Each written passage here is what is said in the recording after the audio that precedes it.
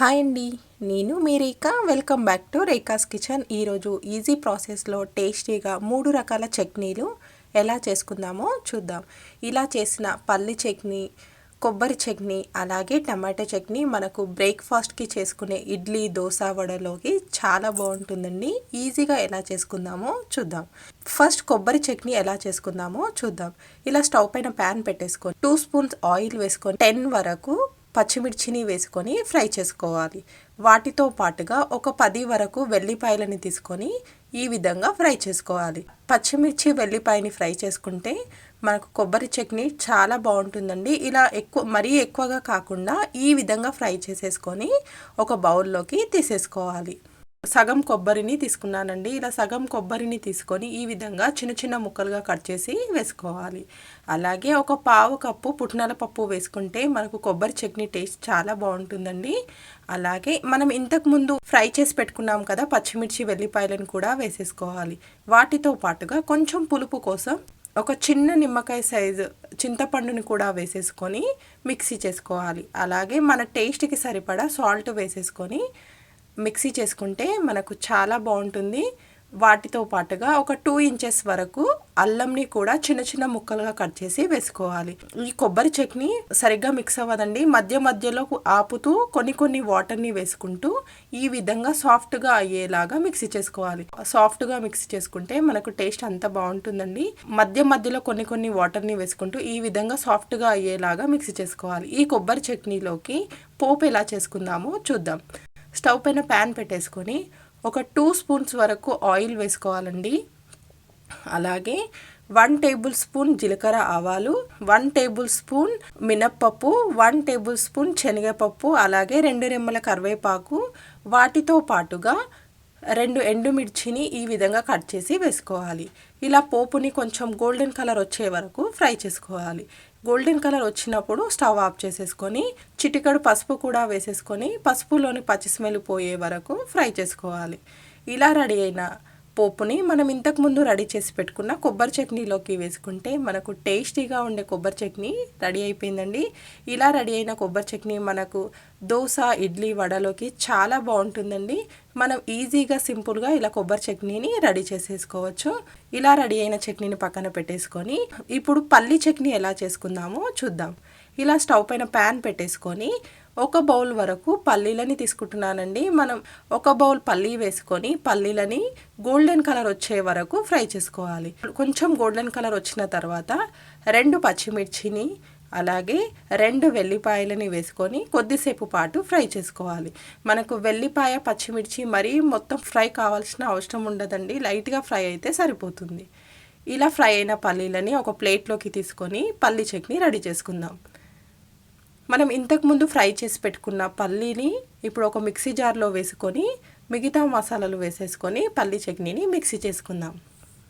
ఏ బౌల్తో అయితే పల్లీ తీసుకున్నామో అదే బౌల్తో ఒక బౌల్ వరకు పుట్నాల పప్పుని కూడా తీసుకొని మిక్సీ చేసుకోవాలి. అలాగే కొంచెం చింతపండుని కూడా వేసుకొని మిక్సీ చేసుకోవాలి. అలాగే ఒక స్పూన్ సాల్ట్ కూడా వేసేసుకొని మనం ఫస్ట్ ఈ విధంగా ఉండేలాగా మిక్సీ చేసుకోవాలండి. ముందే వాటర్ వేసామంటే మనకు సరిగ్గా మిక్స్ అవ్వదు. ఫస్ట్ ఈ విధంగా మిక్సీ చేసుకొని ఆ తర్వాత మనకు కావాల్సినన్ని వాటర్ని వేసుకుంటూ మిక్సీ చేసుకోవాలి.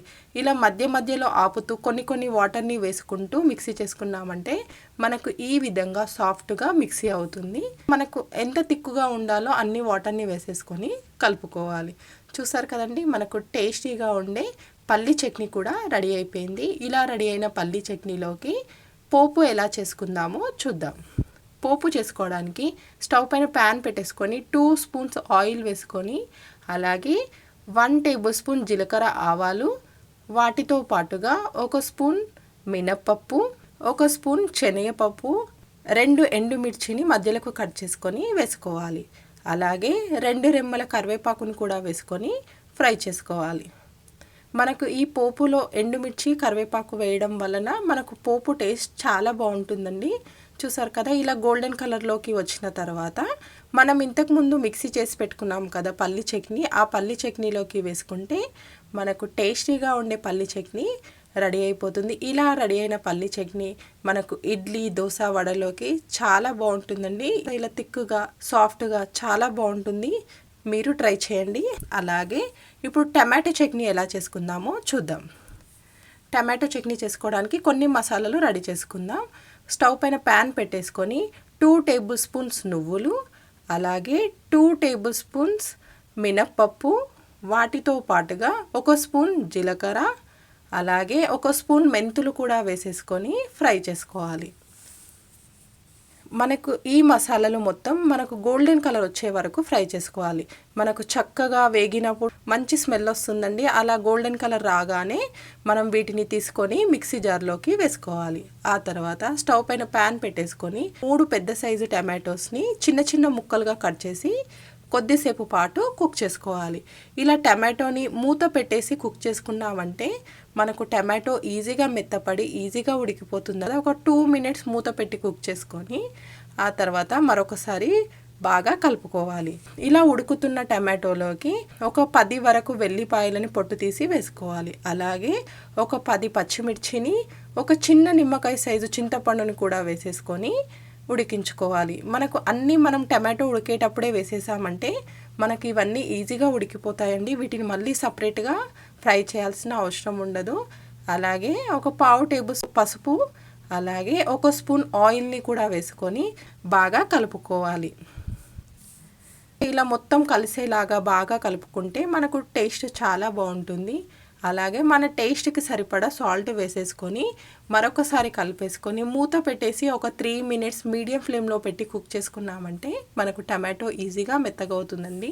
మనకు టమాటో సాఫ్ట్గా అయినప్పుడు మనము స్టవ్ ఆఫ్ చేసేసుకొని మనకు టమాటో చట్నీ ఈజీగా రెడీ అవుతుందండి. టమాటో ఈజీగా ఉడికిపోతుంది కదా, అందుకే మనకు ఈజీగా రెడీ అవుతుంది. మనం ఇంతకుముందు ఫ్రై చేసి పెట్టుకున్న మసాలాలని ఈ విధంగా మెత్తగా మిక్సీ చేసి పెట్టుకోవాలి.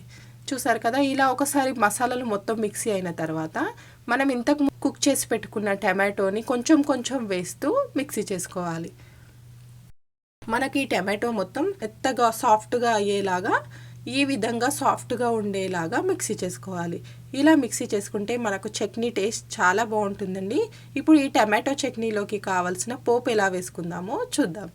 స్టవ్ పైన ప్యాన్ పెట్టేసుకొని 2 స్పూన్స్ ఆయిల్ వేసుకొని అలాగే 1 స్పూన్ జీలకర్ర ఆవాలు, వాటితో పాటుగా 2 ఎండుమిర్చి.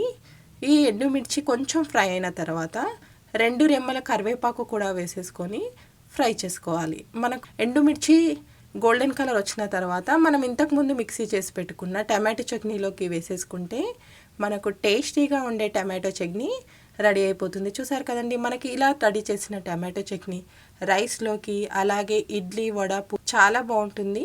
చూసారు కదండి, మనము టేస్టీగా ఈజీ ప్రాసెస్లో 3 రకాల చట్నీలని ఇలా ఈజీగా రెడీ చేసేసుకోవచ్చు. ఇలా చేసిన కొబ్బరి చట్నీ, అలాగే పల్లి చట్నీ, టమాటో చట్నీ మనకు మార్నింగ్ బ్రేక్ఫాస్ట్ టైంలో చేసుకునే బ్రేక్ఫాస్ట్కి చాలా బాగుంటుందండి. చూసారు కదా, ఈజీ ప్రాసెస్లో మనం ఇలా 3 రకాల చట్నీలని రెడీ చేసుకున్నాం. ఈ వీడియో కనుక మీకు నచ్చితే లైక్ చేయండి, అలాగే షేర్ చేయండి.